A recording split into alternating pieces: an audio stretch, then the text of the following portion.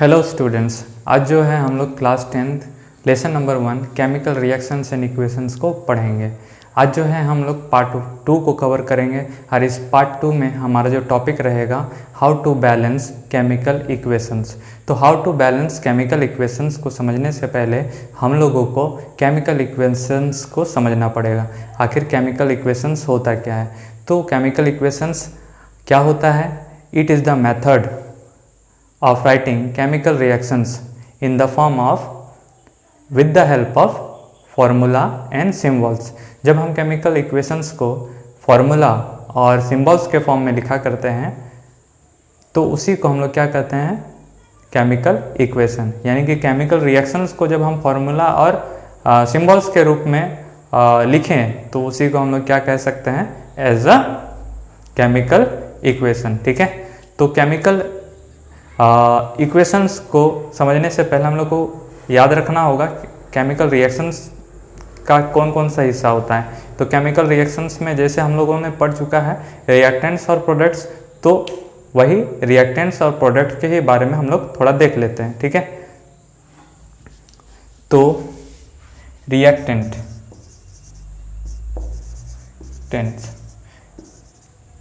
And product. ठीक है, तो जब हम रिएक्टेंट्स और प्रोडक्ट्स को लिखा करते हैं तो रिएक्टेंट वही सब्सटेंस होता है जो केमिकल रिएक्शन में हिस्सा लेता है और प्रोडक्ट वो सब्सटेंस होता है जो कि केमिकल रिएक्शन होने के बाद एक नया सब्सटेंस मिलता है। ठीक है, तो रिएक्टेंट में फॉर एग्जांपल अगर हम ले लेते हैं क्या मीथेन। ठीक है, मीथेन प्लस ऑक्सीजन।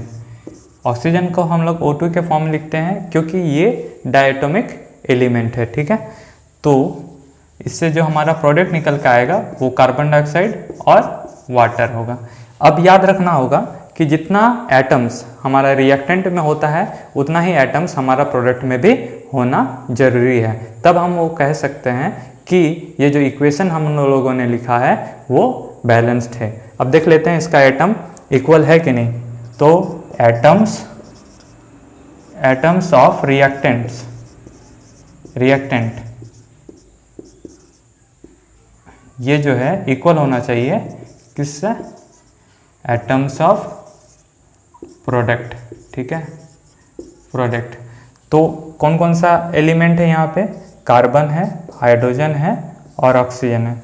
अब देखिए कार्बन 1 है, हाइड्रोजन कितना है? 4 है, ऑक्सीजन 2 है। ठीक है, अब हम प्रोडक्ट का देख लें। कार्बन हमारा कितना है? कार्बन हमारा 1 है, ऑक्सीजन हमारा 3 है, हाइड्रोजन हमारा 2 है। तो ये जो इक्वेशन है ये बैलेंस नहीं है, तो इसको हम लोग को क्या करना होगा? बैलेंस करना होगा। और जब भी हम बैलेंस करते हैं एक सिंपलर नंबर हम लोग कंसीडर करते हैं जो कि हम लोग कोई भी कंपाउंड के आगे लिखा करते हैं।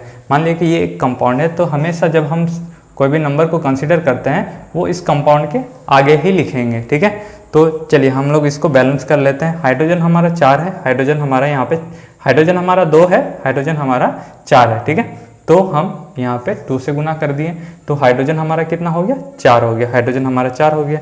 ठीक है, दोनों बैलेंस हो चुका है। अब जो है देख लेते हैं ऑक्सीजन कितना है। ऑक्सीजन 2 है और 2 4 ऑक्सीजन हो गया। यहाँ पे बस 2 ही है तो हम यहाँ पे आगे 2 लगा दिए तो 2 2 जा 4 ऑक्सीजन हो गया। तो ये भी हमारा बैलेंस हो चुका।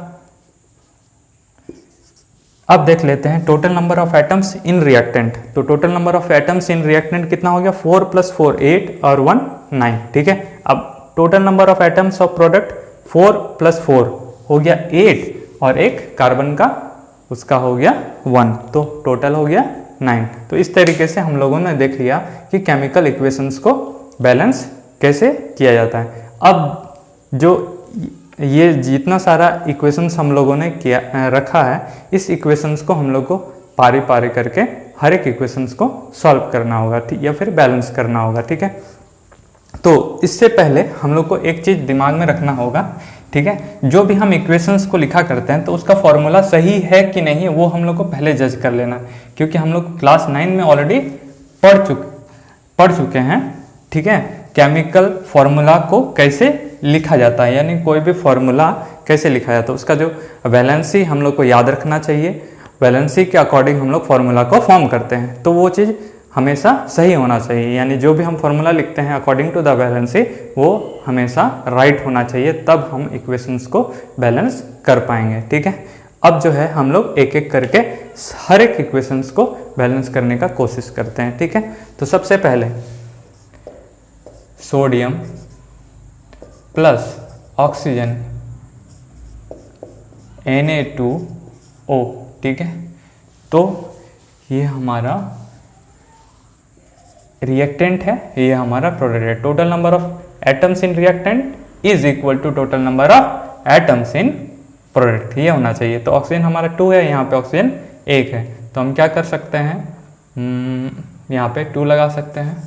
ठीक है, ऑक्सीजन 2 हो गया, नाइट्रोजन अब मेरा 1 है ना रिएक्टेंट में, तो हम 4 लगा सकते हैं, तो इससे हमारा बैलेंस हो चुका।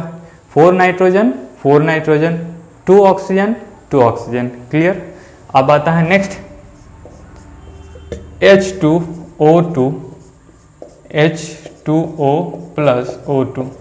अब देखिए हाइड्रोजन हमारा 2 है, ठीक है, ये तो सही है। ऑक्सीजन हमारा 2 है, ऑक्सीजन हमारा 2 और 1 3 है, यहाँ पे ऑक्सीजन हमारा 2 है, तो हम क्या कर सकते हैं,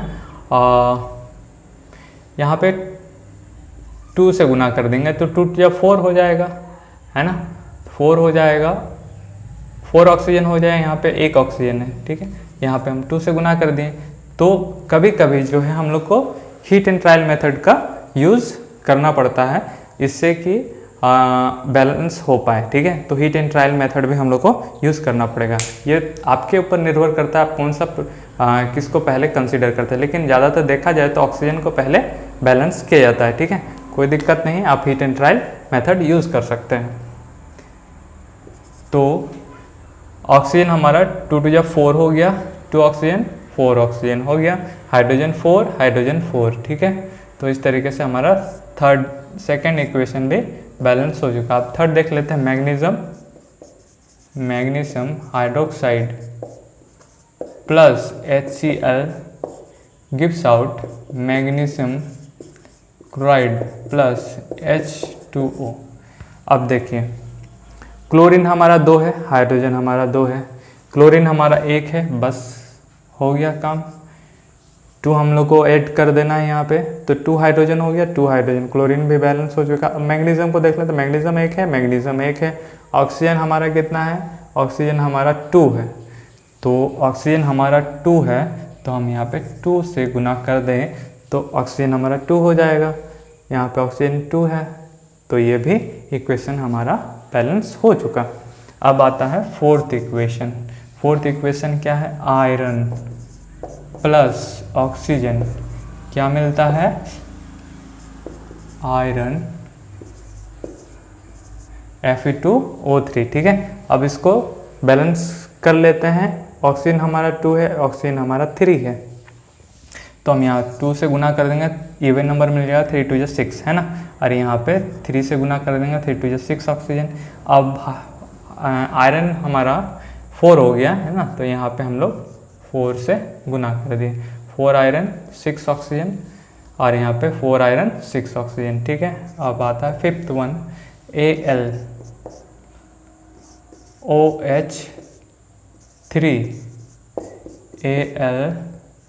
Al2O3 प्लस H2O।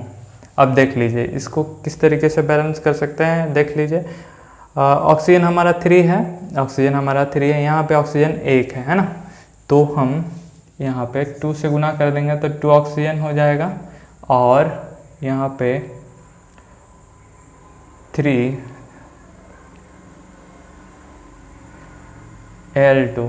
तो सबसे पहले यहाँ देख लेते हैं 2 ऐड करके, तो एल्युमिनियम तो हमारा बैलेंस हो जाएगा, 3 2 6 ऑक्सीजन हो गया, यहाँ पे 3 हो गया, और यहाँ पे हम लोग क्या ऐड कर सकते हैं, 3 ऐड कर सकते हैं, 3 से गुना कर देंगे, 3 ऑक्सीजन हो गया, और प्लस 3 यानी कि 6 ऑक्सीजन, 3 2 6 ऑक्सीजन हो गया, और 6 हाइड्रोजन भी है, और 3 2 6 हाइड्रोजन भी हो गया।